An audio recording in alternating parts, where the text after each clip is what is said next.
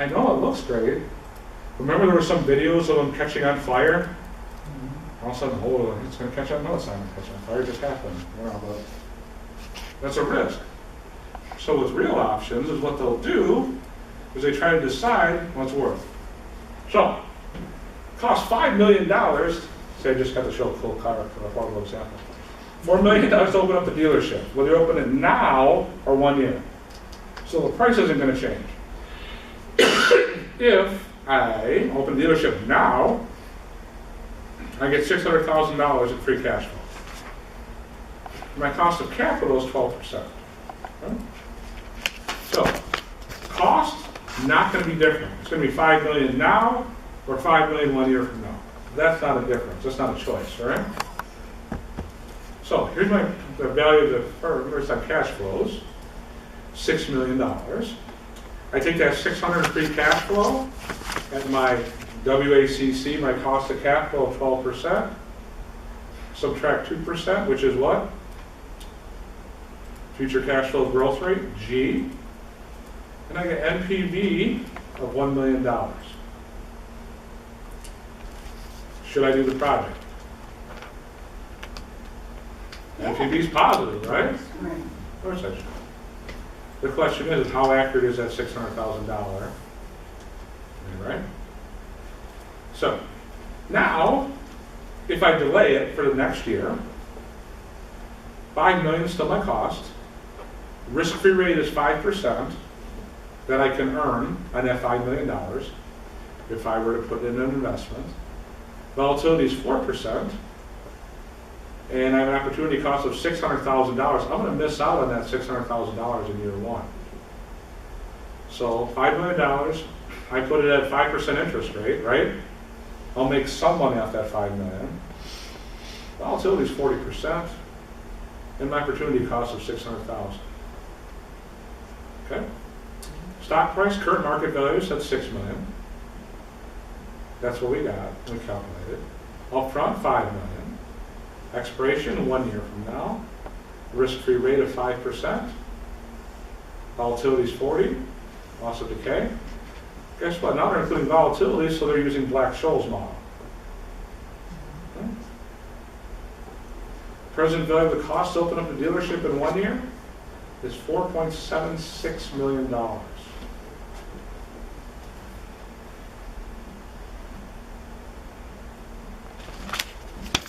What do we think? We don't want to use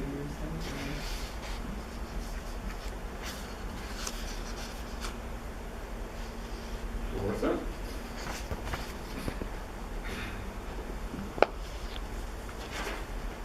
Yeah? Yes, worth Even though we're losing $600,000, because the cost really isn't changing that much, right? So it's helping us, okay? Real options. The question always is, that call option is going to be worth $1.2 billion for me to delay. And still get that $5 million price. The only thing that's not realistic about this example, if I were a real dealership, if I were a real car manufacturing company, I would say, you know what? You can wait a year, but we need a deposit. Right? We're going to require at least $500,000 in deposits.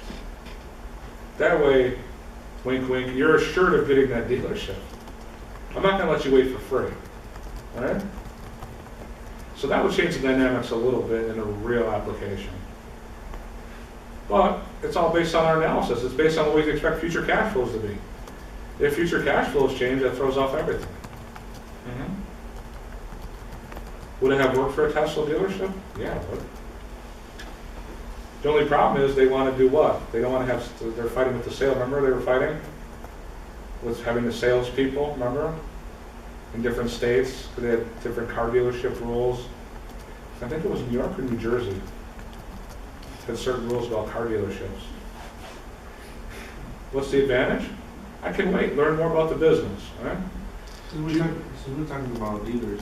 How come you don't open this one? Is it a financial issue? The dealerships, Yeah. they have one in, where is it, North, right? They don't want multiple dealerships of the same company within the same area. So like, there were a lot of people, those who were trying to get maybe like GMC dealership and what is it? Buick, GMC, Cadillac, Cadillac. yeah. And it was like just, so one person is getting a GMC dealership at street one, just the next street, somebody is trying to get the GMC dealership for the same thing. So they don't want in such a vicinity. You need space, yeah, you need a certain, what do you call it?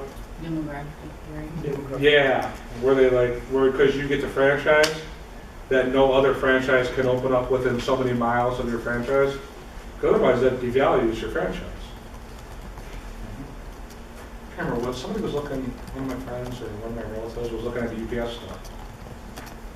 And the UPS store didn't really give you a logistic advantage, meaning they didn't say no UPS store could open within 5 miles of this UPS store. Well, that kind of defeats the purpose then. If one can open a mile away from you, if it's a McDonald's, right, you might survive. If it's something like the UPS store, you're probably not going to survive, right? If you buy a Subway franchise, right, you don't want 1 mile away from you, do you? Pizza franchise, same thing. So, sometimes it's worthwhile to wait. Even when you're making a decision to purchase, would you want to be the first person buying that Tesla car? No. No. You always wait for what? The second year. Why? The first year is all the bugs, right? All the problems. Second year is usually a better year. But you get to sue. Hmm? First one, you get to sue. I don't give an extra $200,000. First of all, why are you sitting here? Yeah. Buy one from the first year and one from the second year, right? Huh? There you go. Yeah, you make these decisions easy, thanks. I'll go tell my wife, she'll be happy. Honey, why don't we just buy 2? So, you should invest today only if the NPV of investing today exceeds the value of the option waiting. Okay? So there is a value in waiting. See if it works. Volatility, dividends. What would dividends be? Cash flow in the business sense. So we have a 0.85 for this one, call option. Would it be optimal to wait? And a 4.92. 0.85 is less than 0.93, therefore, it's what? Not the optimal to wait. And once again, these are all valuations and cash flows that you're kind of predicting. One more example. Company considering the project $12 million. Today or 1 year. 1.5 million of free cash flow the first year. After that, we're going to go 3% per year. Risk-free rate's 4%. WACC is 11%. Standard deviation is 30%. Current value of the project, 1875, which is the value of the firm today. Stock price minus the present value of cash flows gives me $17.4 million. Present value of cost to begin, 11.5. Plug those in. My call price is 5.92. The value of waiting, 5.92. The NPV is greater than the value of waiting, which was the call price. Therefore, take on the project when? Right away. We're comparing the call price against the net present value. Net present value is higher. When do we start the project? Right now. Net present value is lower than the call. What do we do? Wait at least a year. Growth, abandonment, the option to disinvest. Organic growth, some startup corporation. Same thing again.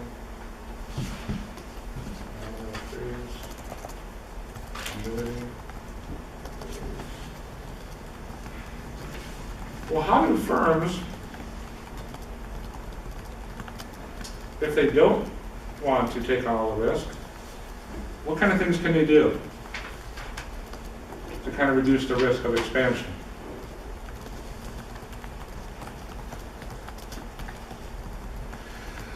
Say we're going overseas, we're opening up some kind of food place. How would we reduce our risk? Lower cost. Yeah, the cost, but Give people we're going to be on the, how do we get somebody to kind of,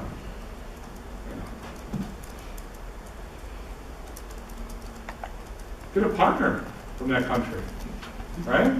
Yes. Because there's going to be certain customs and certain food items that what? I don't know. Uh-huh. Right. The Big Mac in India is chicken.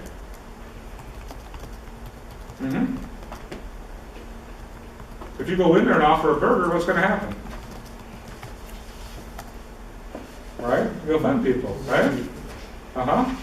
So in the subway, in, where was it, in Israel, because of the kosher, they had a kosher side and a non-kosher side in the subway for meats. How do you know that? Can you study and learn that stuff? We're going to have a partner, isn't it, that knows?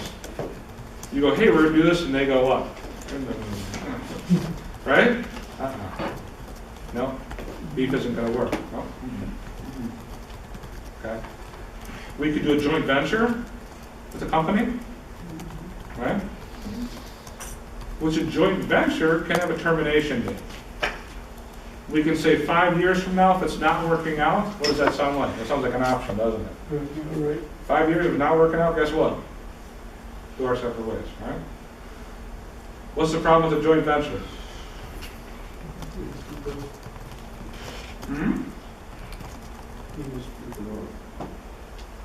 So what's the problem with it? Yeah.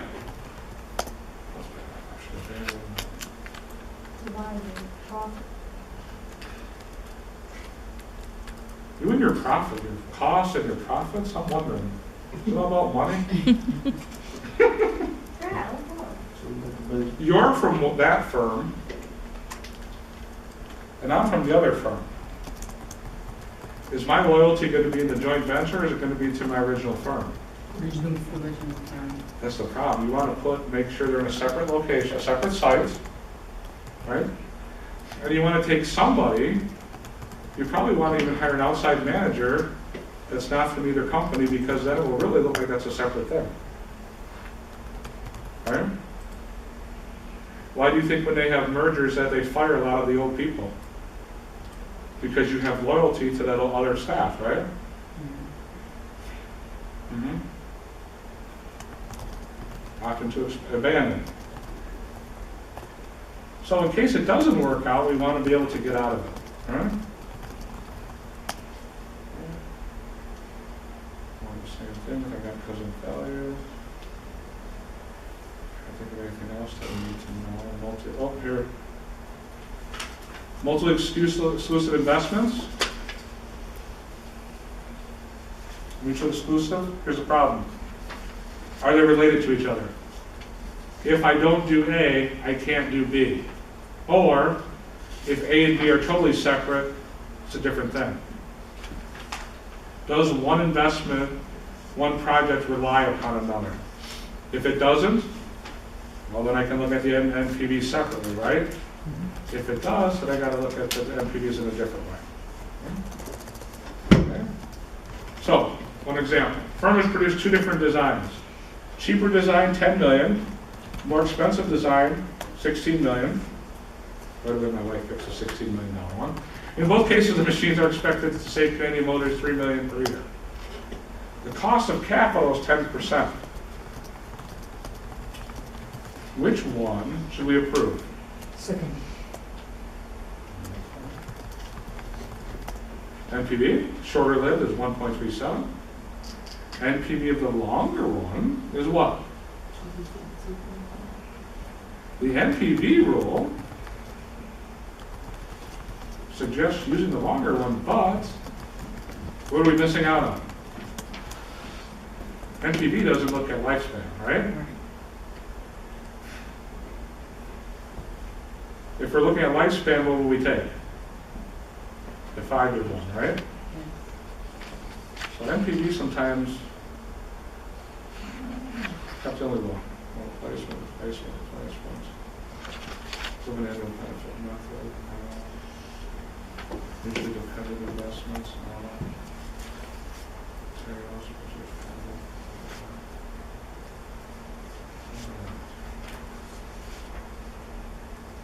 I can't give you guys any more. My head hurts, and I'm sure yours does. Correct.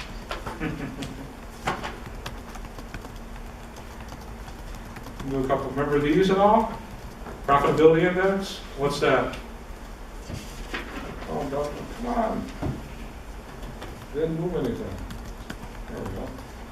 Hurdle rate? Basically, my discount rate, or my WACC, is used as a hurdle rate. If it's above that hurdle rate, I accept it. So Profitability index? what is hurdle rate? Hmm? What is hurdle rate? Your WACC, weighted average cost of capital, right? Because it really doesn't make any sense to do anything that's going to return less than it costs you to do it, right? Now, we could increase that hurdle rate artificially because the project is more risky.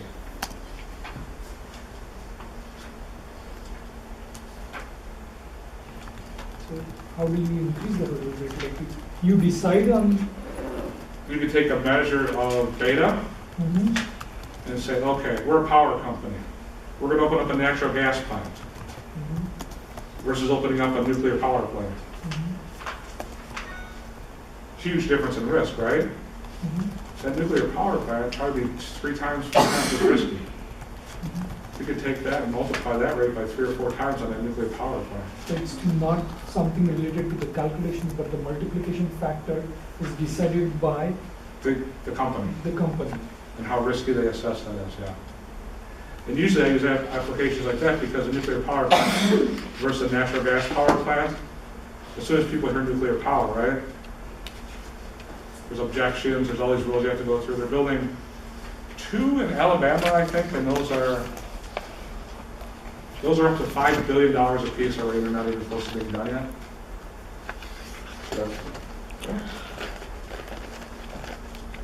So let's pick after the homework and see what we got. So another question related to I think we'll the get Tesla too. another question related to the homework.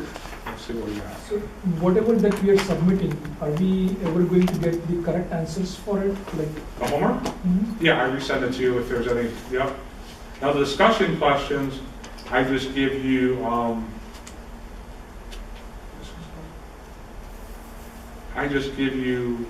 credit for doing it. I don't grade the discussion questions, but I just give you the summaries at the end. The homework is graded, and I usually highlight it and send it back to you. If there's nothing wrong with it, I just say, excellent or great job, and you get full credit. but so let's say there is something that is not right in the homework. Then do we still lose the marks for it, or? Yeah, in the homework, yes. In the discussion, no. Discussion, I'll give you full credit for just doing it. And I said the discussion is the most pertinent for the quizzes and the exams. That's going to be the most pertinent. That's going to be the most important information to know. And in case of within the discussions, let's say at the end of the discussion, if we are going into a wrong direction or something, can you post the right answers? Oh, I did, yeah. And week 1, the summaries are out there. It's in the summary? Yeah. Okay. For the first. Go to week 1, then tomorrow, week 2, week 2 summaries will be out there tomorrow, because you still got till tonight.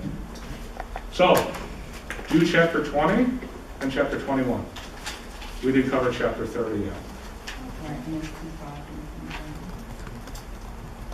So just do 20, chapter 20? And it's 1 and 21. About 22. And there's nothing from 22, There's so nothing for I think 22. nothing. that's why I kind of moved through it kind of fast, too. So you're not gonna write the 21? And then chapter 30 we'll do next week with chapter 23.